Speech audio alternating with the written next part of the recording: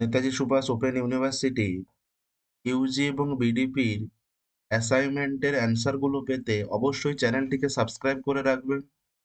এই ভিডিওতে মূলত তোমাদের ইউজি সেকেন্ড ইয়ারের ইতিহাস বিষয়ের CCHI 07 অর্থাৎ 7 নম্বর পেপারের প্রশ্ন উত্তর নিয়ে আলোচনা করব। দেখো, প্রথম প্রশ্ন যেটা ছিল, কোন মধ্যযুগের শাসক উত্তর ভারতে রৌপ্য মুদ্রা টঙ্কা চালু করেছিল? উত্তর হবে ইলতুৎমিশ। 2 নম্বর প্রশ্নটি হলো, বাহমনি রাজ্য কবে প্রতিষ্ঠিত হয়েছিল?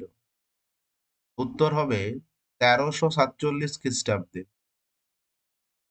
3 নম্বর প্রশ্নটি হলো, সুলতানি আমলে ভূমি রাজস্ব দপ্তরে সর্বোচ্চ পদটি কি ছিল? উত্তর হবে চৌধুরী। 4 নম্বর প্রশ্নটি হলো, রাজিয়া বেগমকে ক্ষমতাচ্যুত করার ক্ষেত্রে কাদের ভূমিকা ছিল? উত্তর হলো তুর্কি। 5 নম্বর প্রশ্নটি হলো, দিল্লির কোন সুলতান অমুসলমানদের উপর জিজিয়া কর আরোপ করেছিলেন? উত্তর হলো ফিরোজ শাহ তুগলক। 6 নম্বর প্রশ্নটি হলো, কবির ও ধর্মদাসের মধ্যে সংক্লাব সংকলনের শিরোনাম কি? উত্তর হলো অমর মূল। 7 নম্বর প্রশ্নটি হলো, কৃষ্ণদেব রায়ের দরবারে অষ্টদিগ্গজ বলা হতো 8 জন তেলেগু কবিকে। 8 নম্বর প্রশ্নটি হলো, সব থেকে গোঁড়া সুফি সিলসিলা ছিল সুরাবর্দী।